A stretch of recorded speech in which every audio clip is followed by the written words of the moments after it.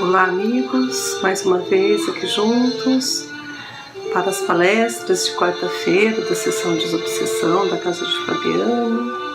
Que o nosso aprendizado seja produtivo, que nós possamos nos ligar sintonizando com esses amigos espirituais, com Deus e com Jesus, que permitem essa nossa reunião, esse nosso encontro. Que todos aqueles que estejam nesse momento junto conosco possam ser alcançados com essas vibrações amorosas e salutares. Que Deus e Jesus ampare a todos nós, agradecendo por tudo que somos, por tudo que temos, pedindo por todos aqueles que necessitam de preces, do amparo de Jesus e desses socorristas que vão em nossos lares, quando assim estamos sintonizados juntos, aprendendo com eles. Agradecido por tanta ajuda. Todos nós estamos e sabemos que nós temos ajuda o tempo todo. Pai nosso, que estais nos céus, santificado seja o vosso nome, venha a nós o vosso reino, seja feita a vossa vontade, assim na terra como no céu. O pão nosso de cada dia nos dai hoje, perdoai as nossas dívidas, à medida em que estamos perdoando aqueles a quem achamos serem os nossos devedores. Não nos deixeis, Senhor, cair em novos erros e livra-nos de todo mal, que assim seja, graças a Deus e a Jesus. Que o amparo chegue a todas as pessoas, a todas as casas. Vamos aqui dar uma pausa na música e vamos iniciar as nossas leituras, né? E o aprendizado é o que nos ajuda a compreender, né, esses caminhos que estamos passando, é o que nos fortalece. Então, do livro Desobsessão, pelo Espírito André Luiz, o capítulo 61 e 62 é o que nós vamos ver hoje. O 61 ele fala da saída dos companheiros. A saída dos companheiros realizar-se-á aos moldes da discrição seguidos na entrada, igual na entrada, né? Nós estamos lembrando que um trabalho de desobsessão é como se fosse um trabalho de enfermaria dentro de um hospital, né? É um atendimento de um enfermo dentro de um hospital. Evitar-se-ão gritos, gargalhadas, referências maliciosas, anedotário picante. O serviço da desobsessão reclama a tranquilidade e o respeito a que se deve a um sanatório de doenças mentais. Considerem os companheiros dessa sementeira de amor que estão sendo muitas vezes seguidos e observados por muitos enfermos desencarnados que lhes ouviram com interesse as exortações, os ensinos no curso da reunião, e que será contraproducente, além de indesejável, qualquer atitude ou comentário pelos quais os tarefeiros do socorro espiritual se desmanchem invigilantes os valores morais que eles próprios construíram na consciência e no ânimo dos espíritos beneficiados. É claro, né? Tudo aquilo que a gente vai lá, fala com os espíritos, tem aquela conversa, traz palestras, traz o conhecimento, né? Através desses livros de espíritos tão nobres, e saímos logo em seguida ao trabalho, né? Já demonstrando que nós não temos esse conhecimento verdadeiramente, né? Nós só temos o conhecimento do livro, quando a gente conhece, quando a gente vê o conhecimento dos vídeos que a gente ouve, mas isso ainda não está inerente ao nosso espírito, né? Ainda não transparece a nossa alma, né? Nosso espírito, que ele é um espírito mais evoluído. Então, vamos evitar dentro da casa, porque nós sabemos que aqueles que vieram em visita, aqueles que ali foram socorridos, continuam nos ouvindo, nos acompanhando, porque se interessaram por tudo aquilo que a gente falou. E logo em seguida nós vamos deixar a situação complicada quando a gente entra para essas desnecessidades de comentários mais infelizes, né? Comentários domésticos é o capítulo 62. De volta à casa, convém que os servidores da desobsessão silenciem qualquer nota inconveniente acerca de transmissões, influências, fenômenos ou revelações havidas na reunião. Se os comunicantes se referirem a problemas infelizes, como sejam crimes, ofensas, mágoas ou faltas diversas, cabe-nos recordar que a obra da desobsessão, no fundo, é a libertação das trevas de espírito, e não existe libertação das sombras sem esquecimento do mal. Nós somos os primeiros que têm que esquecer ou não comentar o mal para que não aumente, não é? Conversas acerca de qualquer manifestação ou traço deprimente do amparo espiritual efetuado estabelecem imãs de atração, criando corrente mental de ação e reação entre os comentaristas e os que se tornam objetos dos comentários em pauta. Realidade é essa que faz de todo desaconselháveis as referências sobre o mal, de vez que funcionam à maneira de bisturis invisíveis, revolvendo inutilmente as chagas mentais dos enfermos desencarnados que acabaram de ser atendidos, gente, arrancando-os do alívio em que estão mergulhados para nova síndrome de angústia. Isso, porém, não impede que os médiuns esclarecedores, médiuns psicofônicos e companheiros outros analisem determinadas passagens da palavra ou da presença da entidade sofredora em círculo íntimo para estudo construtivo com efeitos na edificação do bem, a modo de especialista num simpósio conduzido com discrição. Então veja, nós sabendo, né, que os espíritos só não têm o nosso corpo, mas eles estão ali, eles nos acompanham, eles ouvem, né? Então a gente deve evitar, principalmente isso acontece muito quando a pessoa logo desencarna, a pessoa fica falando o modo como ela desencarnou, como o corpo dela ficou. Isso é muito desagradável, o espírito que às vezes foi até ajudado com um véu, né, para que não veja todas umas cenas que podem nos traumatizar, e as pessoas ficam repetindo. É horrível isso, né? E a gente não deve, então, comentar nada que é de mal, né? A gente deve silenciar, como ele fala, pedir a Deus até o esquecimento, para que a gente não fique mentalizando, criando quadros mentais de dificuldades, sejam faladas, sejam acontecimentos mais marcantes, né? E ele fala aqui que isso pode ser trazido à tona em locais específicos, né, na casa espírita, através de um estudo que possam ser feitos com algumas pessoas ali interessadas em entender o problema. Assim, são pedidos a proteção desses espíritos para que ninguém mais que além que estejam no estudo ouçam. É feita uma proteção, né? Então, falar assim desordenadamente não deve ser feito, não. É até perigoso, como ele falou. A gente estabelece ímãs, né? Atrai esses espíritos para ouvirem o que a gente está falando, e às vezes ganhamos mágoas, ganhamos pessoas que ficam infelizes com os nossos comentários. Vamos pensar bem, né, sobre o que nós vamos falar, né? Devemos falar sobre as coisas boas, repetir as coisas boas. E aí eu trouxe do Livro dos Espíritos sobre a marcha do progresso, é da lei do progresso, né? O livro 3, o capítulo 8º, da pergunta 779 a 779 em diante. O homem possui em si a força de progredir, ou o progresso não é senão produto de um ensinamento? O homem se desenvolve, ele mesmo naturalmente, mas nem todos progridem ao mesmo tempo e da mesma forma.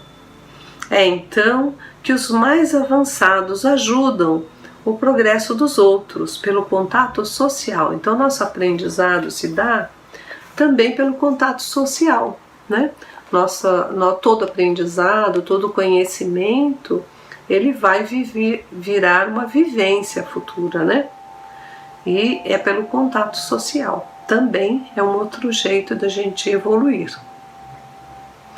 O progresso moral segue sempre o intelectual, é o que a gente está falando aqui, né? A gente lê tanto, vê tantos livros, quando a gente está na sessão a gente fala sobre esses livros, fala sobre esses espíritos nobres, e quando saímos da casa não continuamos com o mesmo discurso, caímos a falar do mal, das dificuldades, né?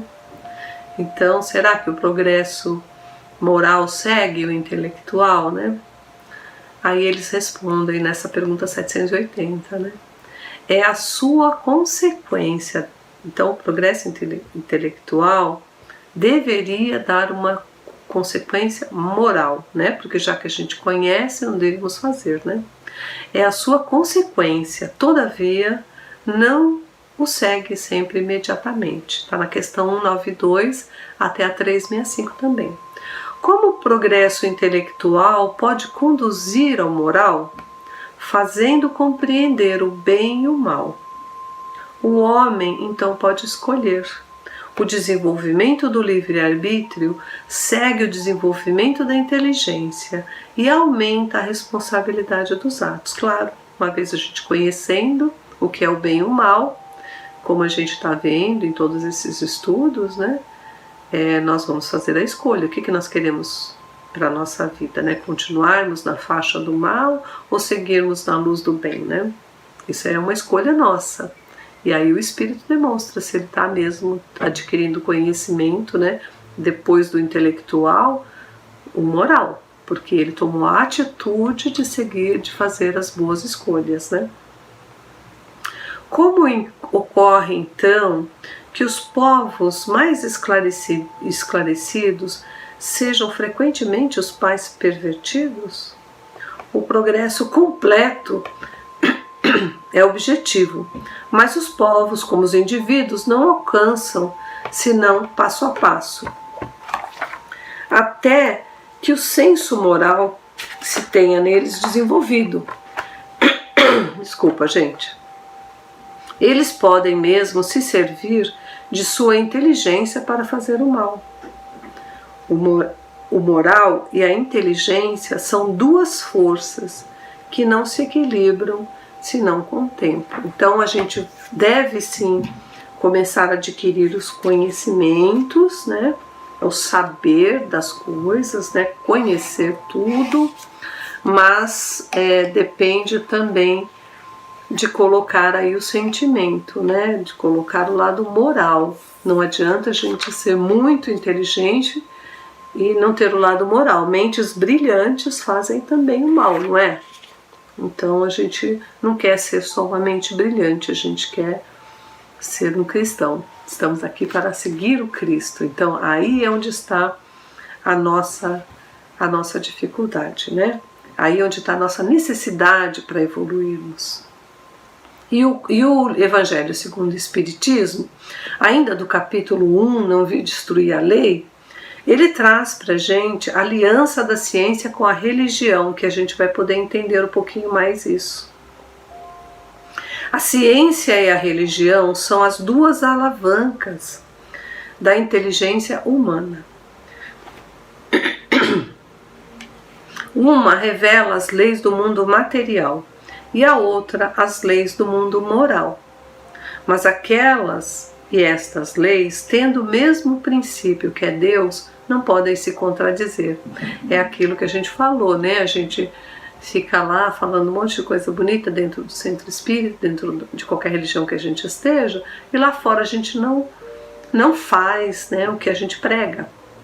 Tem até um ditado popular, né? Faça o que eu falo, mas não faça o que eu faço, não é? Se umas forem a negação das outras, umas estarão necessariamente erradas e as outras certas, porque Deus não pode querer destruir a sua própria obra. A incompatibilidade que se acredita existir entre duas ordens de ideias provém de uma falha de observação e do excesso de exclusivismo de uma e de outra parte. Disso resulta que originou a incredulidade e a intolerância. São chegados os tempos em que o ensinamento do Cristo devem receber o seu complemento, em que o véu lançado intencionalmente sobre algumas partes dos ensinos deve ser levantado, em que a ciência, deixando de ser exclusivamente materialista, deve levar em conta o elemento espiritual, em que a religião, deixando de desconhecer as leis orgânicas e imutáveis da matéria, estas duas forças, apoiando-se mutuamente e marchando juntas, sirvam de apoio uma para as outras. Então, a religião, não mais desmentida pela ciência, adquirirá uma potência indestrutível, porque estará de acordo com a razão e não se pode opor à lógica irresistível dos fatos. Então, tudo aquilo que pode ser questionado, que a gente pode desacreditar, vai cair, né? Então, precisa ter os dois lados, precisa ter a ciência e também a religião, fazem parte da vida do homem, né? O lado intelectual e o lado moral. A ciência e a religião não puderam se entender até agora, porque encarando cada uma as coisas do seu ponto de vista exclusivo, repeliam-se mutuamente. Era necessário alguma coisa para preencher o espaço que as separava, um traço de união que as ligasse. Esse traço está no conhecimento das leis que regem o mundo espiritual e as suas relações com o mundo corporal, leis tão imutáveis como as que regulam o movimento dos astros e a existência dos seres. Uma vez constatadas pela experiência dessas relações, uma nova luz se fez. A fé se dirigiu à razão. Esta nada encontrou de ilógico na fé, e o materialismo foi vencido. Mas nisso, como em tudo, há os que ficam retardados, até que sejam arrastados pelo movimento geral que os esmagará, se quiserem resistir em vez de se entregarem. É toda uma revolução moral que se realiza nesse momento, sob a ação dos espíritos. Depois de elaborada durante mais de 18 séculos, ela chega ao momento de eclosão e marcará uma nova era na humanidade. São fáceis de prever as suas consequências. Ela deve produzir inevitáveis modificações nas relações sociais, contra o que ninguém poderá se opor, pois elas estão nos desígnios de Deus e são o resultado da lei do progresso, que é uma lei de Deus. Então, quando a ciência e a religião se unirem, quando as duas partes pensarem nos dois lados, analisarem, refletirem, haverá essa mudança, né? E a gente passa a ter essa vivência, essa experiência, né? Experimentar e viver dessa forma, né? Hoje a gente falou de conhecimento, né, que é saber, né, e nós temos 3 níveis de ignorância, gente. A primeira é saber, né, então quando tudo começa a incomodar, essas coisas que não batem, né, a gente fala uma coisa e as pessoas perguntam por que, a gente não sabe explicar. Então começa a cansar o espírito, né? Fica cansado de não achar a resposta, né? Mas por que que tudo acaba, né? Por que tanta gente fala sobre uma vida após a morte, né? Após o desencarne? Isso começa a incomodar, as respostas começam a ficar muito vazias, né? Então a gente sai em busca desses conhecimentos, né? A gente vai atrás de ler, de saber, vai conhecer outras religiões, o que cada uma diz. Então a gente incomoda, né? Então a gente não ter o conhecimento e ter um questionamento sem resposta. E esse conhecimento a gente consegue através dos livros. Hoje tem muita informação, internet, vídeos, né? Mas depois de conhecer, né, que é essa parte aí do saber, a gente tem que praticar, tem que começar a sentir. É como se fosse, a gente olhasse de uma janela, o sol batendo lá fora, e a gente vai lembrar, né, a gente tem lembranças, né, de como é o sol. Então Ele aquece a nossa pele, ele esquenta, ele nos traz uma sensação de calor, uma sensação boa, né? Porque o sol é vida, é alegria. Mas a gente está dentro, vendo tudo isso por uma janela. Então é quando a gente já sabe que o sol faz, mas a gente ainda não sentiu. Então assim nós partimos depois do conhecimento para o sentimento. É quando a gente consegue, né? O lado coração, já não é mais o cérebro, não é o intelectual que tá ali pulsando, né? É o coração, é sentir as coisas, né? Então a gente vai para fora, ali põe uma cadeira, fica exposta ao sol, então a gente vai sentindo o calor chegando, aquecendo a nossa pele, a gente vai sentindo, tem até o nosso organismo produz, né? Algumas hormônios que trazem até sentimentos de alegria quando estamos ali com o sol, né? Porque o sol é vida. E então nós passamos a sentir tudo aquilo que a gente já sabia, que ali dentro, não estávamos dentro de uma casa, estávamos olhando pela janela e nós passamos a sentir. Mas basta só sentir, gente? O que vocês acham? Nós temos que vivenciar. Então, depois de algum tempo que a gente está ali sentindo, a gente começa a refletir sobre o sol, sobre Deus, né? Como é bom a natureza, como é grandiosa a obra de Deus. E aí nós estamos vivenciando, né? Então assim também é com o Espiritismo. Primeiro nós buscamos saber, ter esse conhecimento, desenvolvimento do lado intelectual, né?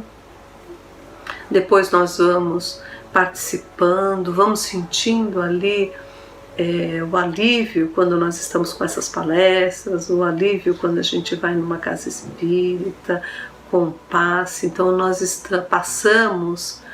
passamos, né, a sentir. E depois que a gente tem tudo isso, a gente não consegue mais deixar de vivenciar. A gente quer fazer parte disso, né? Quer passar isso para as outras pessoas. E como todos somos médiums, né? Todos somos intermediários, porque temos espíritos amigos ao nosso lado que nos intuem, que nos dão conselhos, sentimos saudade, sentimos esses espíritos próximos de nós, sentimos cheiros, sentimos como eles eram chegando perto da gente. E aí a gente não tem dúvida de que a gente quer fazer parte disso, praticando isso, né? Vivenciando. E essa é a terceira forma, né? É o lado que a gente ainda é aprendiz, né? Quando a gente parte para vivenciar, a gente sabe que o caminho que Jesus ensinou é o de fazer o bem, é de amar todas as pessoas, amar a Deus. Então a gente parte para essa prática que vai trazer para a gente todas as respostas. A serenidade do espírito é alcançada e assim nós estamos vivenciando o Espiritismo, né? Praticando a caridade, querendo fazer o bem, analisando o nosso comportamento de cada dia, olhando se a gente não fez mal a ninguém hoje, né? Vamos aprender aos poucos, tudo isso acontece aos poucos mesmo, né? Entre saber, sentir e vivenciar existe muito tempo, mas depende de nós, as escolhas do dia a dia que nós estamos fazendo, né? Então não vamos comentar o mal, não vamos escolher falar dos outros, vamos escolher pela nossa evolução, né? A evolução intelectual, moral, e assim vamos nos aproximando desses espíritos amigos que ajudam tanto a gente, vamos nos sentindo mais serenos, mais calmos, porque é isso que produz, né, a verdadeira prática cristã, né? Produz a fé, a certeza de que Deus está junto conosco sempre, né? Então vamos agradecer pelo dia de hoje, por essas intuições, por essa conversa. Que sejamos gratos, Jesus, pelo muito que temos conhecido, E por isso sabemos também que nos chegará a responsabilidade de cada um dos nossos atos, pois nós já sabemos o que temos que fazer. Que as nossas sejam as melhores escolhas, para que tenhamos sempre a amizade desses espíritos amigos. Que Deus e Jesus nos amparem nessa empreitada, nesse aprendizado. Que a nossa evolução, que o nosso progresso seja do tamanho que foi programado para a gente, que nós possamos atender a tudo aquilo que esses amigos programaram para a gente, para que possamos voltar a Deus e a Jesus com um pouquinho de melhor condição, do que em outras encarnações. Que todos recebam o amparo, o auxílio, sentindo muito amor em seus corações e vontade dessa mudança, dessa reforma íntima. Pai nosso que estais nos céus, santificado seja o vosso nome. Venha a nós o vosso reino, seja feita a vossa vontade, assim na terra como no céu. O pão nosso de cada dia nos dai hoje. Perdoai as nossas dívidas, assim como nós estamos perdoando os nossos devedores. E não nos deixeis cair em tentação. Livra-nos, Senhor, de todo mal, que assim seja. Graças a Deus e a Jesus.